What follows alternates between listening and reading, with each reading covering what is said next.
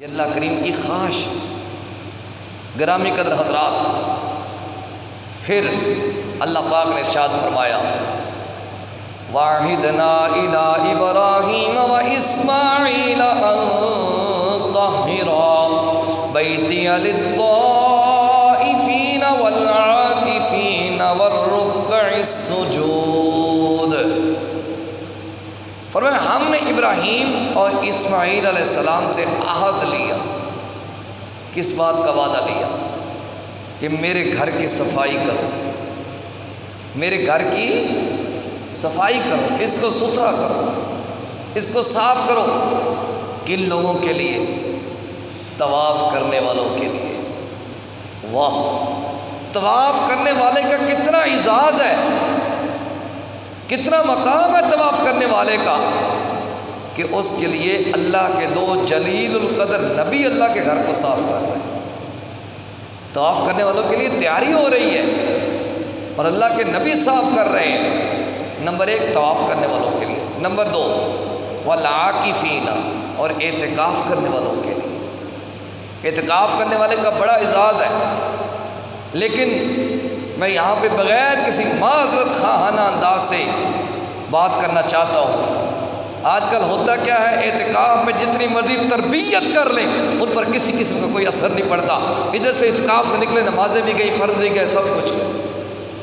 ایسے لوگوں کے لیے نہیں، یہ ایسے لوگوں کے لیے اعزازات ہیں جو اعتکاف کر کے پھر اعتکاف کے تقاضوں کو بھی پورا کریں۔ ان کو پھر ان کے اندر غیرت رہنی چاہیے۔ 10 دن مسجد میں بیٹھے، باہر جا کے وہی سب کچھ حالہ شاری، وہی نماز نہ پڑھنی، کوئی حلال و حرام کا خیال نہیں۔ یہ کون سا اعتکاف ہے؟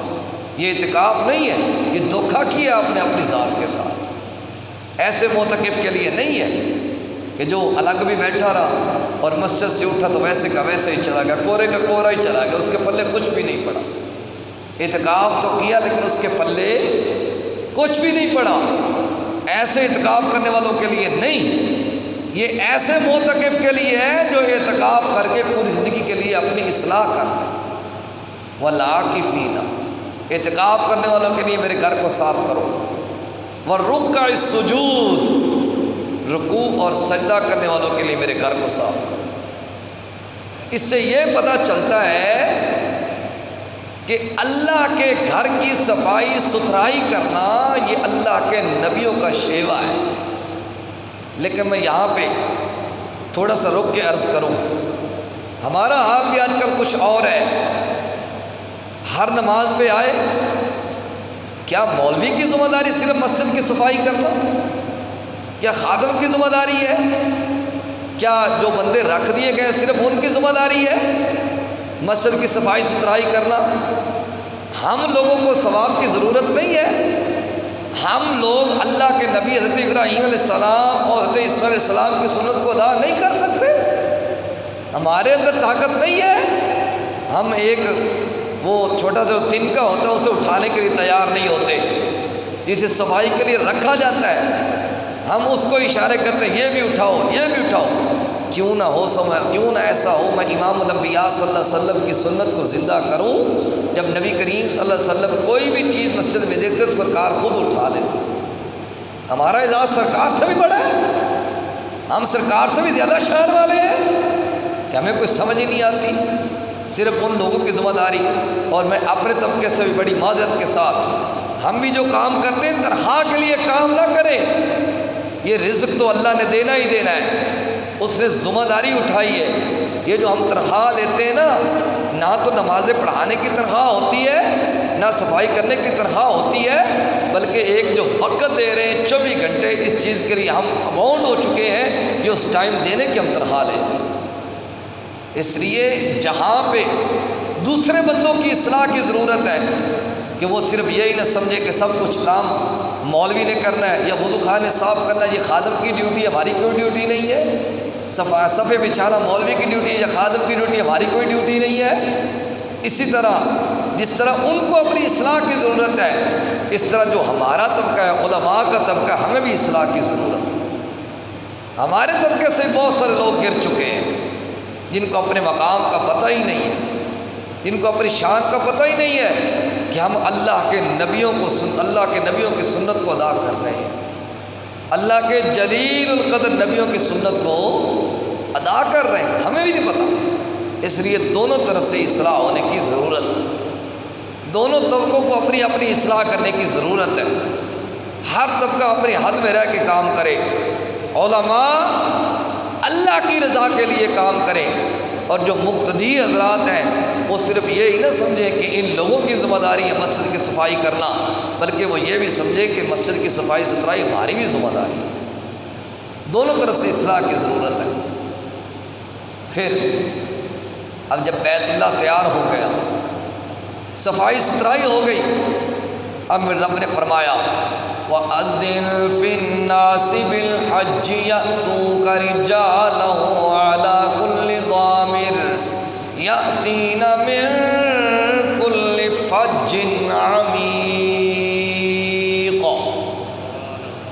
اللہ پاک نے ارشاد فرمایا، پیارے ابراہیم لوگوں کو حج کے لیے صدا دو، لوگوں کو حج کے لیے صدا دو۔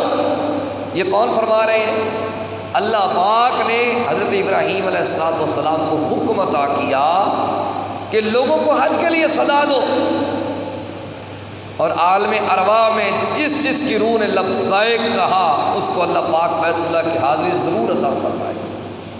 اور میں نے خود تو نہیں پڑھی، علامہ ڈاکٹر اشرف حسن جلالی دعوت برکات کو ملا لے ایک حدیث بیان کر رہے تھے، وہ فرماتے ہیں کہ جتنی بار جس نے لبیک کہا سرکار کی حدیث ہے اتنی بار اس کو حاضری نصیب۔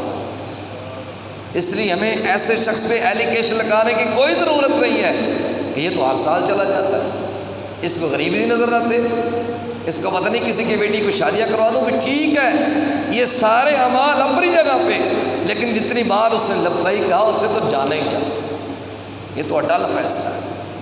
اچھا، حضرت ابراہیم علیہ السلام نے اللہ پاک کی بارگاہ میں عرض کی، مولا میں کیسے آواز لگاؤں؟ نہ کوئی لاؤڈ سپیکر ہے، میری آواز کیسے پہنچے گی؟ میرے رب نے فرمایا، ابراہیم آواز لگانا تیرا کام ہے، ہم قیامت تک تیری آواز کو لوگوں تک پہنچا دیں گے۔ قیامت تک اس آواز کو قرآن کا حصہ بنا دیا۔ اب قیامت تک یہ حکم نامہ چل رہا ہے، وَأَذِّن فِي النَّاسِ بِالْحَجِّ يَأْتُوكَ رِجَالًا، لوگوں کو ندا دی جا رہی ہے، لوگوں کے نام پکارے جا رہے ہیں، لوگوں کے نمبر لگائے جا رہے ہیں کہ اس سال کس بندے نے حج پڑھنا ہے، اس سال کس بندے نے بیت اللہ کے لیے حاضر ہونا۔ اللہ اکبر۔ پھر جتنا بڑا کام ہونا مزدوری بھی اتنی بڑی مانگی جاتی ہے، جتنا بڑا کام ہو مزدوری بھی اتنی بڑی مانگی جاتی ہے۔ اب حضرت ابراہیم علیہ السلام نے اور حضرت اسماعیل علیہ السلام نے جب بیت اللہ کو تعمیر کر لیا، بیت اللہ کو اپنی بنیادوں پر کھڑا کر دیا، اب قرآن ذکر کرتا ہے، وَإِذْ يَرْفَعُ إِبْرَاهِيمُ الْقَوَاعِدَ مِنَ الْبَيْتِ وَإِسْمَاعِيلُ رَبَّنَا تَقَبَّلْ مِنَّا إِنَّكَ أَنْتَ السَّمِيعُ الْعَلِيمُ رَبَّنَا وَاجْعَلْنَا مُسْلِمَيْنِ لَكَ وَمِنْ ذُرِّيَّتِنَا أُمَّةً مُسْلِمَةً لَكَ وَأَرِنَا مَنَاسِكَنَا وَتُبْ عَلَيْنَا إِنَّكَ أَنْتَ التَّوَّابُ الرَّحِيمُ رَبَّنَا وَابْعَثْ فِيهِمْ رَسُولًا مِّنْهُمْ يَتْلُو عَلَيْهِمْ آيَاتِكَ وَيُعَلِّمُهُمُ الْكِتَابَ وَالْحِكْمَةَ وَيُزَكِّيهِمْ إِنَّكَ أَنْتَ الْعَزِيزُ الْحَكِيمُ۔ اللہ کے نبی حضرت سیدنا ابراہیم علیہ السلام اور حضرت اسماعیل علیہ السلام نے جب کعبہ تعمیر کر لیا، جب اللہ پاک کی مزدوری کر لی، اللہ پاک کے حکم کی تعمیل کر دی، تکمیل کر دی، مکمل کر دیا، اب اس کے بعد مزدوری مانگنے کا وقت آ گیا۔ اللہ پاک کے مزدور ہے، جتنی بڑی بارگاہ ہو اتنا بڑا سوال کیا جاتا ہے۔ چاہتے تو ابراہیم علیہ السلام کتنی زمینیں مانگ لیتے، کتنی جائیدادیں مانگ لیتے، کیا کچھ مانگ لیتے۔ اللہ پاک کی بارگاہ ہے، اللہ کا جلیل القدر نبی یہ دعا کرنے والا ہے، اللہ اکبر۔ وہ بڑی خوبصورت دعا ہمیں بتلایا گیا کہ جتنی بڑی مزدوری کرو نا اتنا بڑا انعام مانگو نا، اور اولاد کے لیے خیریت مانگو۔ حضرت ابراہیم علیہ السلام، حضرت اسماعیل علیہ السلام کا قصہ قرآن بیان کرتا ہے کہ جب ابراہیم علیہ السلام نے میرے گھر کو اس کی بنیادوں پر کھڑا کر لیا نا، جب اس کو قائم کر لیا نا، جب اس کو کھڑا کر لیا نا، کیا کہتے ہیں سب سے پہلے؟ ربنا تقبل منا، اللہ اسے ہماری طرف سے قبول فرما، اسے ہماری طرف سے قبول فرما۔ ایک ہوتا ہے قبول، ایک ہوتا ہے تقبل۔ قبول بڑا ہوتا ہے، قبول بڑا نظرانہ ہوتا ہے کہ بندہ کو بہت بڑا کام کرے۔ مسجد بنانا کوئی چھوٹا کام ہے؟ بتائیے، مسجد بنانا کوئی چھوٹا کام ہے؟ مسجد کی صفائی ستھرائی کوئی چھوٹا کام ہے؟ مسجد کی زینت و آرائش کوئی چھوٹا کام ہے؟ بہت بڑا کام ہے۔ لیکن کیا کہتے ہیں؟ ربنا تقبل منا، اللہ یہ چھوٹا سا نذرانہ ہے، اسے قبول فرما، اسے ہماری طرف سے قبول فرما۔ انک انت السمیع العلیم، بے شک تو سننے والا اور جاننے والا۔ یہ پہلی دعا حضرت ابراہیم علیہ السلام نے مانگی اور اسماعیل علیہ السلام نے مانگی، اللہ یہ باپ بیٹے کی طرف سے یہ نذرانہ قبول فرما۔ اچھا، اس کے بعد کیا دعا مانگی؟ ربنا وجعلنا مسلمین لک، اللہ ہمیں بنا دے اس گھر میں جھکنے والا، عبادت کرنے والا، عبادت کی خواہش کی جا رہی ہے۔ حضرت ابراہیم علیہ السلام اپنی ذات کے لیے بھی، اپنی اولاد کے لیے بھی اس بات کی خواہش کر رہے ہیں، اللہ میں اپنے فرما بردار بندوں میں شامل فرما لے، اللہ میں یہاں پہ جھکنے والا بنا دے، عبادت کرنے والا بنا دے۔ ومن ذریتنا، ہماری اولاد کو بھی امتا مسلمۃ لک، جو ہماری اولاد ہو اسے بھی یہاں پہ جھکنے والا بنا دینا۔ میری ملت کے نوجوان حضرت رسول پاک صلی اللہ علیہ وسلم سے محبت کرنے والوں، کلمہ توحید بلند کرنے والوں، آج ہماری بھی اولادیں ہیں۔ ہم کیا کرتے ہیں؟ جب سردیوں کی ٹھنڈی رات ہوتی ہے، جب فجر کا وقت ہوتا ہے، ہم کیا کرتے ہیں کہ بچوں کو نماز کے لیے نہیں اٹھانا، ہمارے بچوں کو ٹھنڈ لگ جائے گی، ہمارے بچوں کو سردی لگ جائے گی۔ نا یہ ساری دین اسلام کی دوری سے باتیں ہیں، یہ ہم نے حضور کے دور سے دوری اختیار کر لی ہے۔ ہم نے قرآن کو سمجھنا چھوڑ دیا، ہم نے قرآن کو پڑھنا چھوڑ دیا۔ آؤ نا، دیکھو اللہ کے نبی حضرت ابراہیم خلیل اللہ علیہ السلام کون سی آرزویں کر رہے ہیں، کون سی تمنائیں کر رہے ہیں، کون سی معروضات پیش کر رہے ہیں۔ ربنا وجعلنا مسلمین لک ومن ذریتنا امتا مسلمۃ لک، اللہ ہمیں اور ہماری اولاد کو یہاں پہ جھکنے والا بنا دے۔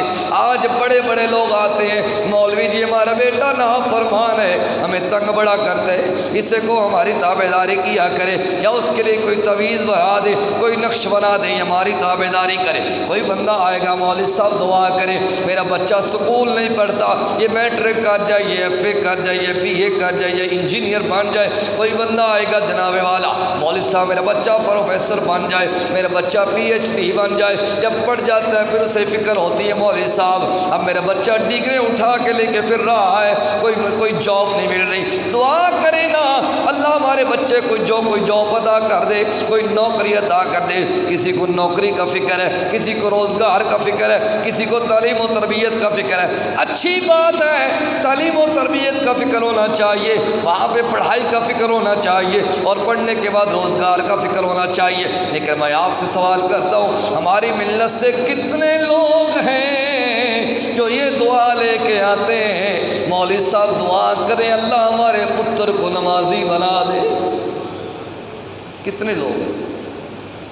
بہت کم لوگ ہیں جو ایسی آرزویں کرتے ہیں، اور وہ لوگ خوش نصیب ہوا کرتے ہیں جو اس طرح کی آرزویں کرتے ہیں۔ اللہ ہمارے بچوں کو نمازی بنا دے، اس طرح کی دعائیں کرتے ہیں۔ اور اگر وہ ایسی دعائیں کرتے ہیں یا کرواتے ہیں تو وہ بھی اللہ کے نبی حضرت ابراہیم کی سنت کو زندہ کر رہے ہیں۔ اللہ کو یہ دعا اتنی پسند ہے، یعنی اپنی اولاد کے لیے نمازی کی دعا مانگنا، اللہ کو یہ دعا اتنی پسند ہے کہ اللہ نے اس کو قرآن کا حصہ بنا دیا۔ رب اجعلنی مقیم الصلاۃ ومن ذریتی ربنا وتقبل دعاء۔ اللہ مجھے نمازی بنا دے،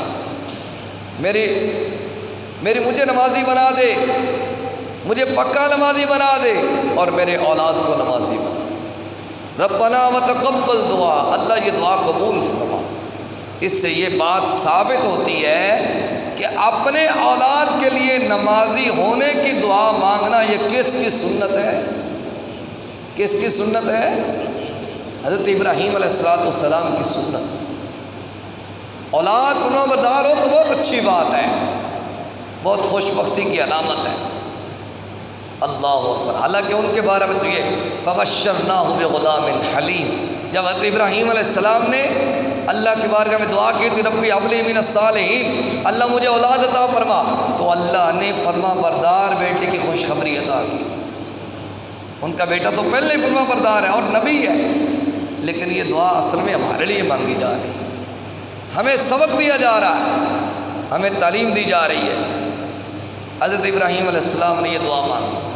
اس کے بعد تیسری دعا، وَأَرِنَا مَنَاسِكَنَا، اللہ اس کے مناسک ہمیں سکھا دے، اس کے مناسک ہمیں دکھا دے۔ کس کے مناسک؟ حج کے مناسک۔ حج کیسے کرنا ہے؟ صرف حضرت ابراہیم علیہ السلام نے دعا مانگی ہے، یہاں پہ کوئی پریکٹیکل نہیں ہوا۔ پریکٹیکل کیا تو میرے نبی نے کیا، میرے نبی نے آ کے دکھلایا ہے۔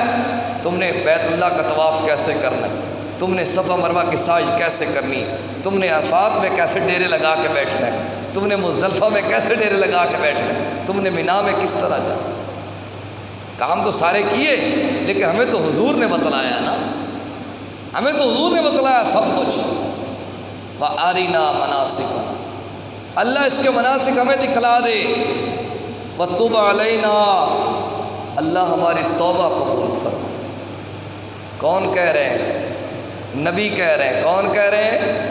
نبی کہہ رہے ہیں، جن کے بارے میں عقیدہ یہ ہے معصوم عن الخطا، اللہ کے نبی معصوم عن الخطا ہیں، ان سے کسی قسم کی خطا سرزد نہیں ہو سکتی، اور ان کے بارے میں ایسا عقیدہ رکھنے والا اس کے ایمان کو خطرہ ہے، لیکن وہ کہہ رہے ہیں وَتُبْ عَلَيْنَا، اللہ توبہ قبول فرما، اللہ توبہ قبول فرما، اللہ توبہ قبول فرما۔ اِنَّكَ أَنْتَ التَّوَّابُ الرَّحِيمُ، بے شک تو توبہ قبول فرمانے والا مہربان۔ کتنی دعائیں ہو گئیں؟ 4۔ کتنی ہو گئی؟ پہلی قبول فرما، دوسرا ہمیں ہماری اولاد کو یہاں پہ جھکنے والا بنا دے، تیسری اس کے مناسک دکھلا، اور چوتھی ہماری توبہ قبول۔ اب باری آتی ہے 5ویں دعا کی، جو کہ بڑی مزیدار دعا، بڑی جامع دعا۔ کیا عرض کرتے ہیں؟ ربنا وابعث فیہم رسولا منہم یتلو علیہم آیاتک وَيُعَلِّمُهُمُ الْكِتَابَ وَالْحِكْمَةَ وَيُزَكِّيهِمْ إِنَّكَ أَنْتَ الْعَزِيزُ الْحَكِيمُ۔ عرض کی اللہ اس میں ایک اپنا رسول مبعوث فرما، اس میں اپنا ایک رسول بھیج، وہ کیا کرے؟ یتلو علیہم آیاتک، وہ ان پر تیری آیتیں پڑھے، تیری آیتیں تلاوت کرے، ان کو تیری توحید کے بارے میں بتائے۔ حضرت ابراہیم علیہ السلام نبی نہیں تھے؟ بولیے، نبی نہیں تھے، رسول نہیں تھے؟ رسول بھی ہیں، نبی بھی ہیں۔ یہ کس کی طرف اشارہ ہے؟ یہ کس کے لیے دعا مانگی جا رہی ہے؟ یہ امام الانبیاء کے بارے میں دعا مانگی جا رہی ہے، کیونکہ میرے آقا علیہ السلام خود فرماتے انا دعوت ابراہیم، میں ابراہیم کی دعا ہوں، میں ابراہیم علیہ السلام کی دعا ہوں۔ تو یہ حضور کی بعثت کے لیے دعا مانگی جا رہی ہے۔ ربنا وابعث فیہم رسولا، اللہ ان میں ایک اپنا رسول بھیج دے، منہم انہی میں سے ہی، ان میں ایک اپنا رسول بھیج دے، انہی میں سے ہی بھیج دے۔ اس کی ڈیوٹی کیا ہو؟ یتلو علیہم آیاتک، وہ ان پر تیری آیتیں پڑھے۔ دوسرا کام کیا؟ وَيُعَلِّمُهُمُ الْكِتَابَ وَالْحِکْمَةَ، ان کو کتاب اور حکمت کا علم عطا کرے، ان کو کتاب اور حکمت کا علم عطا کرے۔ وَيُزَكِّيهِمْ، اور ان کو ستھرا کر دے، ان کو پاک کر دے۔ اِنَّكَ أَنْتَ الْعَزِيزُ الْحَكِيمُ، بے شک تو غالب اور حکمت والا ہے۔ جب اللہ کے نبی امام الانبیاء صلی اللہ علیہ وآلہ وسلم تشریف لائے، تشریف لانے کے بعد حضور نے اپنا بچپنا گزارا، بچپنا گزارنے کے بعد حضور نے اپنا لڑک پن گزارا، پھر جوانی آئی، پھر میرے آقا علیہ السلام نے ظاہری طور پہ اعلان نبوت فرمایا، آپ نے نبوت کا اظہار فرمایا۔ نبوت کا اظہار فرمانے کے بعد نبی کریم صلی اللہ علیہ وسلم جب مکہ سے ہجرت کر کے تشریف لے گئے اور مکہ شریف کو جب واپسی کے طور پہ فتح کیا، پھر حضور نے بیت اللہ کو بتوں سے پاک صاف فرمایا، پھر حضور نے بیت اللہ کو بتوں سے پاک صاف فرمایا۔ حضرت ابراہیم علیہ السلام کی ایک دعا تو یہ تھی کہ ان میں ایک اپنا رسول بھیج، وہ رسول آ گیا، اس نے اللہ کے، اور دوسری ڈیوٹی اللہ کے قرآن کی آیتیں پڑھی، لوگوں کو صحیح اور غلط کے بارے میں بتلایا، لوگوں کو اللہ کی وحدانیت کے بارے میں بتلایا۔ پھر بڑے سارے امتحان گزارنے کے بعد نبی کریم صلی اللہ علیہ وآلہ وسلم نے بیت اللہ کو بتوں سے صاف فرمایا۔ یہ حضرت ابراہیم علیہ السلام کی دعا ہے۔ اس سے ہمیں یہ بھی تسلی ہونی چاہیے، یہ بھی ہمیں مان لینا چاہیے کہ جب بندہ مومن دعا کرتا ہے تو اس کو گھبرانے کی کوئی ضرورت نہیں ہے۔ بندہ مومن ہو، اس کا کھانا پہننا حلال کا ہو، کسی قسم کی کوئی گڑبڑ نہ ہو، یہ ہو ہی نہیں سکتا وہ دعا مانگے تو اس کی دعا قبول نہ ہو۔ اب یہاں پہ ایک سوال ہوتا ہے، حضرت ابراہیم علیہ السلام نبی کریم صلی اللہ علیہ وسلم کی ولادت باسعادت سے تقریباً 4000 سال پہلے گزرے، پھر حضور تشریف لائے، پھر حضور نے آخری عمر مکہ کو فتح کیا، 61 یا 62 سال میرے آقا علیہ السلام کی عمر شریف ہے، پھر حضور نے بیت اللہ کو بتوں سے پاک صاف فرمایا۔ اب حضرت ابراہیم علیہ السلام نے تقریباً 4062 سال پہلے دعا مانگی ہے۔ میں جو آپ کو آج بطور سبق پاک دینا چاہتا ہوں، آخر میں کوئی بھی دعا کرتے ہیں اگر وہ فوراً قبول نہیں نہ ہوتی تو اس میں گھبرانے کی کوئی ضرورت نہیں ہے، مایوس ہونے کی کوئی ضرورت نہیں ہے۔ دعا کی قبولیت کے لحاظ سے 4 صورتیں، کتنی صورتیں ہیں؟ 4 صورتیں۔ نمبر 1 تو یہ ہوتا ہے ادھر بندے نے دعا کی، اس کی فوراً دعا قبول ہو گئی۔ نمبر 2، تھوڑی سی تاخیر کے ساتھ دعا قبول ہوتی ہے، اور اس میں بڑی پیاری ایک حدیث پاک ہے، نبی کریم علیہ السلام فرماتے ہیں کہ جب بندہ پورے اخلاص کے ساتھ، پوری آہوزاری کے ساتھ اللہ پاک کی بارگاہ میں مناجات پیش کرتا ہے، التجائیں کرتا ہے، تو پھر اللہ پاک فرشتوں کو فرماتا ہے دیکھو میرا بندہ میرے دروازے پہ آ گیا، اس کو پتہ ہے نا کہ اس دروازے کے علاوہ کوئی مجھے عطا کرنے والا نہیں ہے، یہ میرے دروازے پہ آ گیا ہے، اس کو پتہ مجھے یہیں سے ہی ملنا ہے۔ تو فرشتے عرض کرتے باری لا پھر تو عطا کیوں نہیں کرتا؟ اللہ پاک فرماتا ہے اس کا رونا مجھے بڑا پسند آ رہا ہے، اس کے آنسو بہانا مجھے بہت پسند آ رہا ہے، اس کا اور میرا تعلق اس وقت مضبوط ہے، اگر میں نے اس کو عطا کر دیا نا تو جو میرا اور اس کا تعلق ہے یہ ختم ہو جائے گا، لہذا میں یہ چاہتا ہوں کہ میرا اور میرے بندے کا جو تعلق ہے وہ باقی رہے، وہ تار لگی رہے، یہ ہوتی ہے اگر دعا میں کوئی قبولیت میں تاخیر ہوتی ہے۔ تیسری صورت فرمایا دعا کی قبولیت یہ ہوتی ہے کہ بندہ جو مانگ رہا ہوتا ہے وہ اس کے لیے بہتر نہیں ہوتا، اللہ تعالیٰ اس کا نعم البدل عطا فرما دیتا ہے۔ یعنی بندے کے علم میں یہ نہیں ہوتا کہ یہ چیز میرے لیے بہتر تھی تو اللہ پاک اس کے بدلہ میں اس کو اور کوئی چیز عطا فرما دے۔ چوتھا، جب بندہ مومن کوئی دعا مانگتا ہے اس کی دعا فوراً قبول بھی نہیں ہوتی، تاخیر کے ساتھ بھی نہیں ہوتی، اس کا کوئی بدلہ بھی نہیں دیا جاتا۔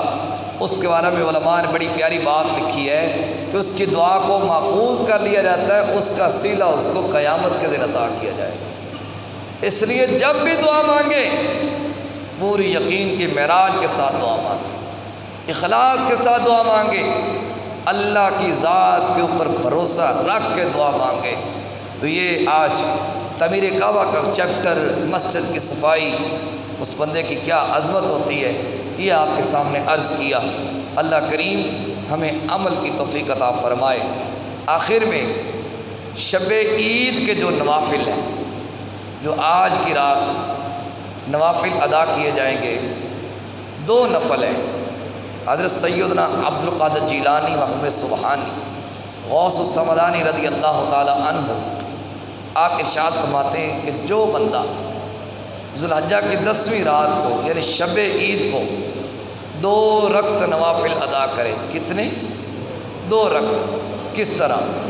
پہلی رکعت میں سورۃ فاتحہ کے بعد 15 مرتبہ سورۃ اخلاص، اور دوسری رکعت میں سورۃ فاتحہ کے بعد 15 مرتبہ سورۃ فلق، بسم اللہ الرحمن الرحیم، قل اعوذ برب الفلق من شر ما خلق ومن شر غاسق اذا وقب ومن شر النفاثات في العقد ومن شر حاسد اذا حسد۔ جو بندہ 2 رکعتیں اس طرح پڑھے، فارغ ہونے کے بعد سلام پھیرنے کے بعد آیت الکرسی 3 بار، اس کے بعد 15 مرتبہ استغفار کرے، استغفر اللہ ربی من کل ذنب واتوب الیہ۔ کوئی زیادہ ٹائم تو نہیں ہے، بہت تھوڑا سا ٹائم ہے۔ آپ فرماتے ہیں یہ 2 رکعتیں اس طرح پڑھنے کے بعد، سلام پھیرنے کے بعد، یہ عمل کرنے کے بعد بندہ اللہ سے جو بھی دنیا آخرت کی بھلائی مانگے گا اللہ اس کو عطا فرما دے گا۔ تو یہ انشاءاللہ تعالی ہم نے کرنا ہے۔ موبائل فون بند کر دیں، یہ ہم نے کرنا ہے۔ اللہ کریم ہمیں عمل کی